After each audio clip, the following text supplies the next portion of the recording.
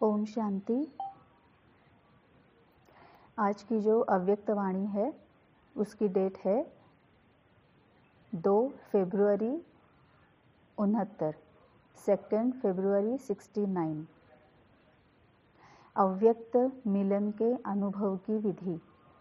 आज की मुरली बहुत ही ज़्यादा ब्यूटीफुल है, बहुत ही ज़्यादा स्पेशल है। और अगर हम चाहते हैं कि बाबा के साथ बात कैसे करनी है, बाबा को सुनना कैसे है, उसके लिए क्या क्या करना है, बाबा के साथ बात करना चाहते हैं, बाबा को हम सच में सही में सुनना चाहते हैं, है ना, बाबा को फील करना चाहते हैं, बाबा को अनुभव करना चाहते हैं, तो आज की मुरली में बाबा ने सच में ये विधि बताई हुई है कि बाबा के साथ हम मिलन कैसे मना सकते हैं। मिलन मनाना मतलब ही क्या है? देखो, ये सब ना ईश्वरी भाषा है ना, इसको ईश्वरी भाषा कहा जाता है। अब मिलन मनाना इसका ही मतलब है योग में रहना। योग में रहना इसका ही मतलब स्मृति में रहना। स्मृति में रहना इसका ही मतलब उनके साथ इंटरैक्शन में रहना। किसी के भी साथ जब हम इंटरैक्शन में आते हैं, किसी के साथ हम सहवास में आते हैं, किसी के साथ हम बातचीत करते हैं, तो हम उसको मिलन बोलते हैं, योग बोलते हैं, है ना। किसी की स्मृति हम रहते हैं तो उसको हम ध्यान बोलते हैं, है ना। तो बाबा कैसे है? बाबा व्यक्त में नहीं है, बाबा साकार में नहीं है। शिव बाबा जो है वो अव्यक्त में है, वो आत्मा स्थिति में है, मतलब वो आत्मा ही है ना। इसीलिए उसको अव्यक्त मिलन बोला जाता है। तो अव्यक्त मिलन के अनुभव की विधि मतलब सच में अगर बहुत मन से हम बहुत आगे बढ़ना चाहते हैं, तीव्र पुरुषार्थ करना चाहते हैं, जो कुछ भी हमारे लिए ज़रूरी है, जो कुछ भी करना हमारे लिए बहुत ज़रूरी है, वो अगर बाबा से सुनना चाहते हैं तो आज की मुरली बहुत ज़्यादा हेल्प करेगी। बहुत ध्यान से हम पढ़ेंगे और इसके ऊपर मनन चिंतन करेंगे, क्योंकि बाबा आज मतलब वो सीक्रेट ही बाबा बता रहा है कि बाबा के साथ बात कैसे करनी है, बाबा को सुनना कैसे है, बाबा से पूछना कैसे है ना। और बाबा हमारे आसपास हमेशा होता है, ये अनुभव कैसे करना है ना। इसका सीक्रेट ही बाबा इस मुरली में से हमें बता रहा है, इसकी विधि ही बाबा हमें इस मुरली में से बता रहा है। तो अव्यक्त मिलन के अनुभव की विधि। प्रेम स्वरूप बच्चे, ज्ञान सहित प्रेम जो होता है वही यथार्थ प्रेम होता है। प्रेम स्वरूप बच्चे, बाबा बोलता है ना तुम्हारे स्वमान, मेन स्वमान मुख्य स्वमान तुम्हारे कौन कौन से है? बाबा बोलता है जो तुम्हारे निजी संस्कार है वही तुम्हारे मुख्य स्वमान है। स्वमान मतलब क्या है? स्व का मान मतलब हमारे निजी, स्व मतलब मैं खुद, आत्मा, है ना। और ये जो अपना निजी जो संस्कार है उसको ही बाबा स्वमान, सही स्वमान बोलता है। वैसे तो हजारों स्वमान हमने देहधारियों ने बनाए हुए हैं, लेकिन निजी संस्कार के अकॉर्डिंग आत्मा के लिए जो मुख्य स्वमान है वो क्या है? मैं प्रेम स्वरूप आत्मा हूँ, मैं ज्ञान स्वरूप आत्मा हूँ, मैं शक्ति स्वरूप आत्मा हूँ, मैं आनंद स्वरूप आत्मा हूँ, मैं पवित्र स्वरूप आत्मा हूँ, है ना। ये मुख्य स्वमान है। उसमें बाबा बोलता है हमें प्रेम स्वरूप बच्चे, है ना। बाबा हमें मीठे बच्चे, सिक्के लदे बच्चे ऐसे बोलता है, जबकि सबको पता है कि हम बहुत विकारी है। फिर भी आज बाबा बोल रहा है कि प्रेम स्वरूप बच्चे। अब बाबा ने प्रेम स्वरूप बता दिया, बाबा ने बोल दिया, मतलब वो कहीं ना कहीं सही होना ही है। बाबा ने हमें प्रेम स्वरूप बोल दिया, इसका मतलब कभी ना कभी वो प्रत्यक्ष में आना ही है। लेकिन अब बाबा बोलता है कि ये मैंने तुम्हें वरदान दिया, प्रेम स्वरूप मैंने तुमको बोला, इसका निर्माण तो होना ही होना है, मतलब ये वरदान है, ये प्रत्यक्ष होना ही है। अब उसको प्रत्यक्ष करने का क्या विधि है, प्रत्यक्ष करने के लिए हमें कैसे होना चाहिए, वो बाबा ने नेक्स्ट जो आधा सेंटेंस है उसमें बता दिया। क्या बताया? ज्ञान सहित प्रेम जो होता है वही यथार्थ प्रेम होता है ना। भक्ति मार्ग में हम क्या करते आए? ब्लाइंडली फॉलो करते आए। हमें कुछ भी नहीं पता था कि राम करता क्या है, कृष्ण करता क्या है, उन्होंने किया क्या है, वो पहले कैसे थे, है ना। हनुमान जी मतलब क्या है, उनके ये सभी देवी देवता है, उनके हाथों में जो अस्त्र शस्त्र होते हैं उसका मतलब क्या है, ये हमें क्या सिखाना चाहते हैं, है ना। गणेश जी है तो गणेश जी का आधा शरीर तो मनुष्य का है, ऊपर जो उसका जो सर है वो हाथी का है, तो इसके पीछे का भावार्थ क्या है, वो क्या सिखाता है हमें। हमने कभी कुछ भी नहीं सोचा, हमने बस ब्लाइंडली फॉलो करते चले आए, अंधेपन से हमने बस फॉलो किया है। अंधेपन से हम एक दूसरे के प्रभाव में आए हैं और तभी हमारा डाउनफॉल हुआ है, क्योंकि हमने ज्ञान यूज ही नहीं किया है, क्योंकि हमें ज्ञान पता ही नहीं था, क्योंकि हमने कभी ज्ञान को ढूंढने की कोशिश ही नहीं की, है ना। इसीलिए भक्ति मार्ग में हम सभी के सभी अंधों की तरह एक दूसरे को फॉलो करते आए। अब बाबा ने बोला प्रेम स्वरूप बच्चे। अब प्रेम स्वरूप बच्चे कौन है? जो ज्ञान सहित प्रेम जो होता है वही यथार्थ प्रेम होता है। इसका मतलब हम अगर राम राम राम राम राम राम कर रहे हैं, जाप कर रहे हैं, तो पहले जाप करने से कुछ नहीं होगा, वो तो बस थोड़ी देर के लिए शांति मिलेगी। लेकिन अभी जिस सिचुएशन में मैं हूँ उस सिचुएशन में राम ने क्या किया होता, ये अगर हम सोचते, राम को अगर हम अच्छी तरह से समझ लेते, है ना, तभी वो ज्ञान सहित प्रेम होता, है ना। क्योंकि हमें पता है कि हमें राम राम राम करके बहुत ज़्यादा फायदा होने वाला नहीं है, लेकिन ऐसी सिचुएशन में राम ने क्या किया होता, वो अगर मैं करूँगा या वो अगर मैं करूँगी तो वो मेरा सही प्रेम है। क्यों? क्योंकि वो ज्ञान सहित प्रेम है और वही यथार्थ प्रेम होता है। तो बाबा क्या कहना चाहता है कि बाबा को भी जो बाबा कर रहा है वही हमें करना है, बाबा जो कह रहा है वही हमें करना है, वही सच में प्रेम स्वरूप बच्चे होंगे। तो प्रेम स्वरूप बच्चे, ज्ञान सहित प्रेम जो होता है वही यथार्थ प्रेम होता है। आप सभी का प्रेम रस बाप दादा को भी खींच लाता है ना। हम सभी जैसे ही बाबा के पास आते हैं, है ना, एक अंदर से जो खुशी मिलती है, आनंद मिलता है ना। खुशी का ऑपोजिट होता है ना खुशी, प्रेम का होता है और कुछ, सुख का होता है दुख, है ना। लेकिन आनंद का कोई भी ऑपोजिट वर्ड नहीं है। आनंद के बाद क्या होता है? अत्यानंद, उसके बाद होता है परमानंद। आनंद का कोई भी विरुद्धार्थी शब्द नहीं है, ऑपोजिट वर्ड नहीं है, है ना। तो वही बाबा बोलता है कि आप सभी का प्रेम रस, हमें बाबा के पास आने के बाद जो आनंद मिलता है, जो एक अंदरूनी शांति मिलती है ना, तो बाबा बोलता है वही तुम्हारा प्रेम जो है वो बाबा को भी खींच लाता है। सभी बच्चों के दिल के अंदर एक आशा दिखाई दे रही है, वह कौन सी है? कई बच्चों ने संदेश भेजा कि आप हमें भी अपने अव्यक्त वतन का अनुभव कराओ। कई बच्चों ने संदेश भेजा कि आप हमें भी अपने अव्यक्त वतन का अनुभव कराओ। बहुत ध्यान से सुनना है, यह सभी बच्चों की आशाएं अब पूर्ण होने का समय पहुंच ही गया है। आप कहेंगे कि सभी संदेशी बन जाएंगे, लेकिन नहीं, है ना। संदेशी होते हैं ना कि जो बाबा के पास जाकर वहाँ का सब कुछ देखकर, अव्यक्त में जाकर वहाँ मूल वतन, सूक्ष्म वतन, ये सब देखकर अनुभव करके फिर नीचे आते हैं और हम देहधारियों को बताते हैं। तो बाबा कहता है कि आप कहोगे कि सभी संदेशी बन जाए, लेकिन नहीं, अव्यक्त वतन का अनुभव भी बच्चे करेंगे। लेकिन अभी यहाँ पर इसका मतलब यह है अव्यक्त वतन का अनुभव भी बच्चे करेंगे। इसका मतलब यह है संदेशी का अनुभव अलग है, अव्यक्त वतन का अनुभव अलग है, ठीक है। अव्यक्त वतन का अनुभव भी बच्चे करेंगे, लेकिन दिव्य बुद्धि के आधार पर जो अब अलौकिक अनुभव कर सकते हो, वह दिव्य दृष्टि द्वारा करने से भी बहुत लाभदायक, अलौकिक और अनोखा है। मतलब अभी तक हम बुद्धि के आधार से जो अलौकिक अनुभव करते थे, वो बाबा कहता है कि दिव्य दृष्टि के द्वारा और भी बहुत लाभदायक, अलौकिक और अनोखा है। इसीलिए जो भी बच्चे चाहते हैं कि अव्यक्त बाप से मुलाकात करे, वह कर सकते हैं। अब यहाँ पर जब बाबा ने बोला कि वह दिव्य दृष्टि द्वारा करने से और भी लाभदायक, अलौकिक और अनोखा है। अब दिव्य दृष्टि मतलब क्या है? दिव्य दृष्टि इसका मतलब ये है कि जो इन शरीर की आँखों से नहीं दिखाई देता है, वो देखना मन और बुद्धि की आँखों से, आत्मा से वो फील करना, मन और बुद्धि से वो फील करना, है ना। दिव्य दृष्टि की जो नहीं दिख रहा है उसके परे जाकर, और फिर बुद्धि का भी उसमें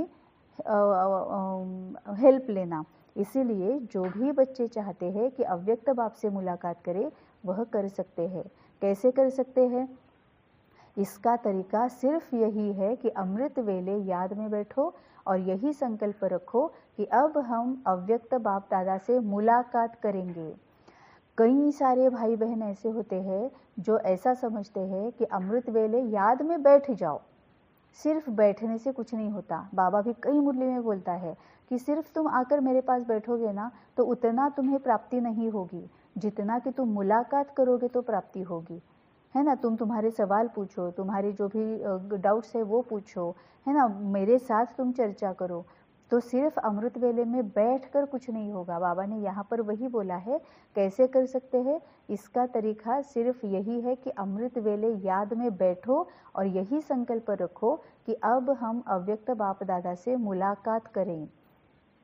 जैसे साकार में मिलने का समय मालूम होता था तो नींद नहीं आती थी, और समय से पहले ही बुद्धि द्वारा इसी अनुभव में रहते थे, है ना। जब साकार में थे और ब्रह्मा बाबा से कोई मिलने जाने वाला होता था, है ना, तो क्या होता था, वही चलते रहता है ना। हमारे साथ भी होता है। हम अगर किसी फ्रेंड्स को भी मिलने जाने वाले होते हैं तो वही दिमाग में चलता रहता है। किसी रिलेटिव्स के पास जा रहे हैं, फंक्शन में जा रहे हैं, है ना, तो वही दिमाग में चलता रहता है कि हम ऐसे मिलेंगे, ऐसे बात करेंगे, कितने दिनों के बाद मिल रही हूँ, है ना। ये ऐसे बुद्धि से हम पहले ही वहाँ पर पहुँच चुके होते हैं।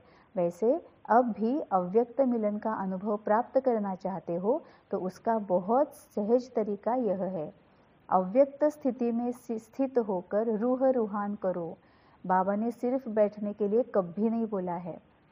हाँ, बाबा ये बोलता है स्वीट साइलेंस में बैठो, लेकिन कितना, 2 मिनट 5 मिनट, बहुत ज़्यादा थक गए हो बाबा, हम क्लियरली मुरली में बोलता है। कभी कभी ऐसे होता है ना कि हम बहुत थक जाते हैं, है ना, तो बाबा बोलता है कि बहुत ज़्यादा थक गए हो तो मेरे पास आकर स्वीट साइलेंस में बैठ जाओ। थोड़ी देर भी बैठोगे तो भी एकदम उमंग उल्लास आ जाता है, एकदम रिफ्रेश हो जाते हैं, है ना। तो बाबा अभी बोलता है कि अव्यक्त स्थिति में स्थित होकर रूह रूहान करो। रूह रूहान करनी मतलब क्या है? आत्मा के साथ बातचीत, चिंतन करना है, चर्चा करना है, विचार सागर मंथन करना है। तो अनुभव करेंगे कि सचमुच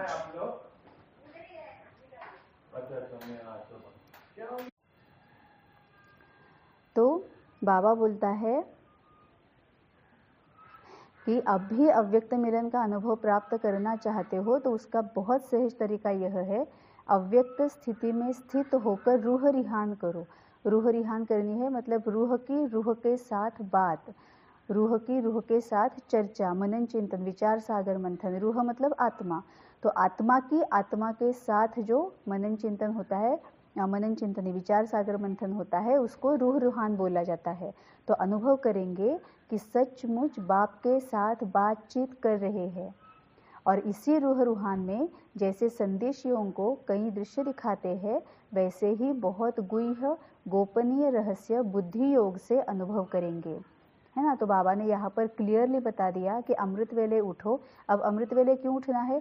क्योंकि अमृत वेले में हमारे आसपास की जो भी लोग हैं वो सभी सो रहे होते हैं, पूरी शांति होती है ना। जो बहुत देर से सोते हैं वो भी 3 बजे सो रहे होते हैं, जो बहुत जल्दी उठने वाले होते हैं वो भी 3 बजे सो रहे होते हैं। सो 3 से 5 का जो टाइम है, समय है, वो बिल्कुल शांति होती है। अब शांति मतलब क्या होता है कि जो हमारे आसपास के लोग हैं वो जब उठे हुए हैं तो हर कोई ना कोई सोच रहा है, संकल्प क्रिएट कर रहा है, जिसमें काफ़ी सारे संकल्प वेस्ट और निगेटिव होते हैं। तो ये सभी वाइब्रेशंस है ना, तो हम वेस्ट और निगेटिव वाइब्रेशंस में ही रहते हैं।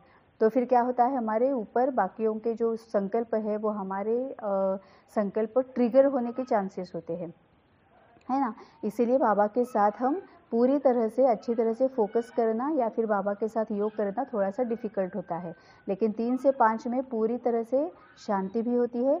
दूसरी बात यह है कि कुछ भी हो जाए लेकिन हमारे ऊपर उस वक्त कोई जिम्मेवारी नहीं होती है ना। अगर बच्चों को टिफ़िन भी देना है, युगल को टिफ़िन देना है या खाना बनाना है, कोई गेस्ट भी अगर आ रहे हैं या और कुछ और भी काम अगर हम करने वाले हैं, बाहर का है, घर का है, कुछ भी है, लेकिन 3 से 5 के बीच में, ज़्यादातर 3 से 4 के बीच में वो कुछ भी हम काम नहीं कर रहे होते हैं, कोई भी जिम्मेवारी उस वक्त हमारे ऊपर नहीं होती है ना। तो फिर एकदम हम रिलैक्स्ड रहते हैं।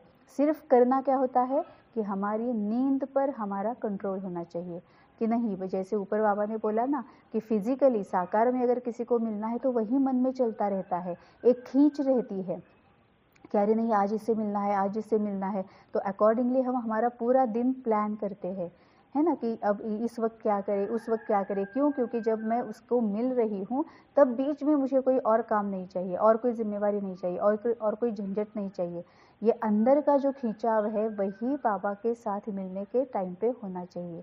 तो 3 से 4 या अमृत वेला जब हम 2 के बाद 3 के बाद जब हम अमृत वेले के लिए उठकर उठते हैं तो बाबा बोलता है कि जब भी तुम उठो तो एक अंदर वो खिंचाव होना चाहिए कि आज मैं बाबा से मिल रही हूँ, है ना। और फिर बाबा के साथ रूह रूहान करनी है, बाबा के साथ विचार सागर मंथन करना है सचमुच। फिर बाबा कहता है कि तो अनुभव करेंगे कि सचमुच बाप के साथ बातचीत कर रहे हैं। और इसी रूह रूहान में जैसे संदेश योग को कई दृश्य दिखाते हैं, वैसे ही बहुत गुह्य गोपनीय रहस्य बुद्धि योग से आप अनुभव करेंगे। अब आगे बाबा बोलता है कि लेकिन एक बात यह अनुभव करने के लिए आवश्यक है, वह कौन सी मालूम है? अमृत वेले भी अव्यक्त स्थिति में वही स्थित हो सकेंगे जो सारा दिन अव्यक्त स्थिति में और अंतर्मुख स्थिति में स्थित होंगे। मतलब बाबा ऐसे बोलता है कि वन फाइन मॉर्निंग अगर हम उठकर बाबा के साथ बात करने लगेंगे तो होगा नहीं, है ना। अब इसका मतलब क्या है? अब रूह रिहान करनी है, मतलब बातचीत करनी है, बाबा को सवाल पूछने हैं, बाबा को कोई अगर डाउट्स है तो वो पूछने हैं, है ना। अब इसके लिए ऑब्वियसली इसके लिए क्या करना पड़ेगा? हमें पहले पता होना चाहिए कि हमारे प्रश्न कौन से हैं, हमारे डाउट्स कौन से हैं। अगर हम अंतर्मुख नहीं रहेंगे, अगर हम अव्यक्त स्थिति में नहीं रहेंगे, अव्यक्त स्थिति मतलब क्या? अपने आप से कनेक्टेड रहना है। अव्यक्त स्थिति मतलब या तो अपने आप से कनेक्टेड रहो कि सेल्फ चेकिंग कर रहे हैं, इंट्रोस्पेक्शन कर रहे हैं, मुझ में क्या कमी है, कौन से विकार है, कौन सी कमजोरियां हैं, कौन सी विकार कमजोरियों के अंश है, कौन से अभी भी बहुत ज़्यादा है ना। ये अंतर्मुख स्थिति है। और दूसरी ये है कि अव्यक्त स्थिति की बाबा के साथ कनेक्टेड है ना, बाबा के साथ बिना बोले हम बात कर रहे हैं। तो बाबा बोलता है ये अव्यक्त स्थिति जिनकी सारा दिन रहेगी, जो अंतर्मुख स्थिति में स्थित रहेंगे, वही अमृत वेले यह अनुभव कर सकेंगे। क्यों? क्योंकि बाबा के साथ बात करनी है तो कोई ना कोई तो टॉपिक होना चाहिए ना। अगर हम फ्रेंड्स के साथ मिल रहे हैं या किसी फंक्शन में जा रहे हैं, किसी को मिल रहे हैं, तो कुछ ना कुछ टॉपिक पर हम चर्चा करते हैं ना। तो वो टॉपिक तो क्या है? अब ये लौकिक दुनिया में तो काफ़ी सारे टॉपिक्स मिलते हैं। अगर कुछ टॉपिक नहीं मिला तो इसकी ड्रेस कैसी है, वो कैसी दिखती है, वो कैसी चलती है ना। ये बाबा जिसको झरमुई झरमुई बोलता है, वो भी टॉपिक्स होते हैं, है ना। और फिर दूसरी बात यहाँ पर ये भी होती है लौकिक में कि हमारे साथ जो भी है उनके पास भी कई सारे टॉपिक्स होते हैं, लेकिन यहाँ पर तो हम और बाबा है। बाबा के साथ पास तो ज्ञान के सिवाय कोई और टॉपिक होंगे नहीं। हमें अगर वो ज्ञान की खींच नहीं होगी तो फिर हम क्या करेंगे? क्योंकि बाबा को लौकिक का कुछ पता नहीं है, हमें अगर अलौकिक का कुछ पता नहीं होगा तो रूह रिहान होगी कैसे?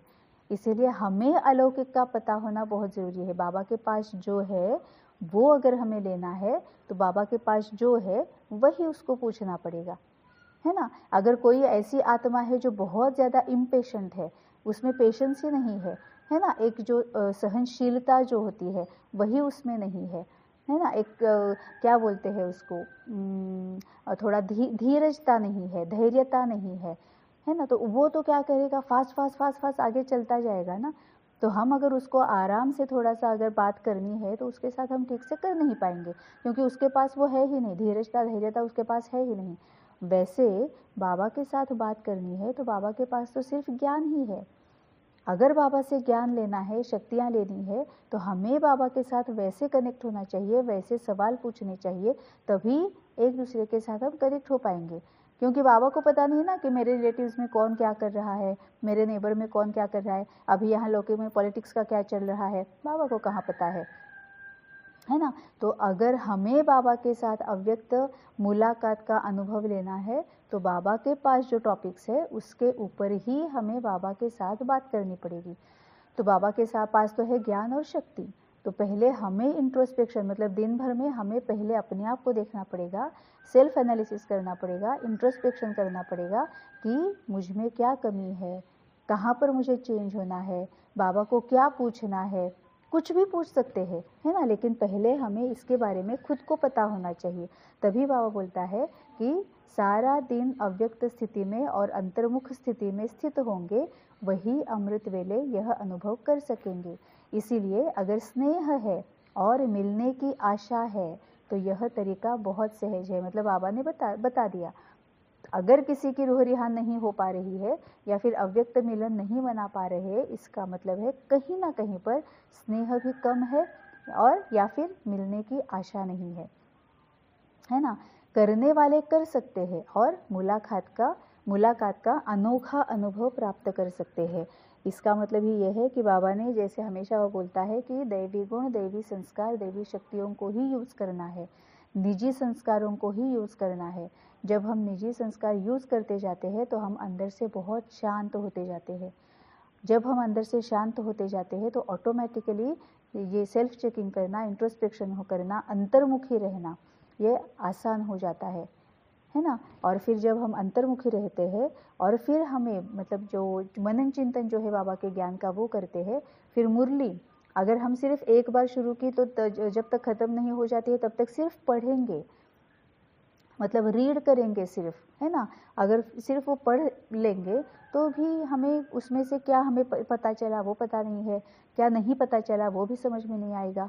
तो मुरली के टाइम पे भी अगर हम नोट्स निकाल के रखें कि बाबा इसका मतलब मुझे समझ में नहीं आया, या फिर हमारा जो डे टू डे लाइफ में अगर हमें कोई प्रॉब्लम आती है या अगर कुछ चुभन अंदर है, तो बाबा मुझे ऐसे ऐसे होता है ना तो बहुत डर लगता है, या मुझे अच्छा नहीं लगता है, या फिर मुझे क्रोध आता है, या मुझे ईर्ष्या होती है, बाबा ये मैं कर नहीं पाती हूँ, ये सब कुछ अमृत वेला में उठ नहीं पाती हूँ, ये बोलने के लिए भी अमृत वेले में उठकर बाबा को पूछना पड़ेगा। तभी बाबा बोलता है कि तुम हिम्मत का एक कदम आगे बढ़ाओ तो मैं 1000 कदम आगे बढ़ा के तुम्हें खींच लूँगा। लेकिन अमृत वेला होती नहीं है, होती नहीं है, होती नहीं है। अब क्यों नहीं होती है, ये सिवाय बाबा के और कोई भी एक्यूरेटली बता नहीं सकेगा। और वो अगर हमें पूछना है तो अमृत वेले में उठकर पहले हमें हिम्मत का कदम आगे बढ़ाना है, अमृत वेले उठना है, खिंचाव के साथ उठना है, स्नेह के साथ और मिलने की आश जो होती है ना, उसके साथ उठकर बाबा के साथ अगर हम बात करेंगे, बाबा क्लियर कर देगा कि क्यों नहीं होती है तुम्हारी अमृत वेला। और ये जो अनुभव है ना, वो मतलब अतीन्द्रिय सुख का अनुभव होता है। तभी बाबा बोलता है कि कई बच्चे ऐसे बोलते हैं कि हमें भी अव्यक्त मिलन का अनुभव करना है। इसलिए बाबा ने आज उन सभी बच्चों के लिए अव्यक्त मिलन के अनुभव की विधि बताई है। ओम शांति।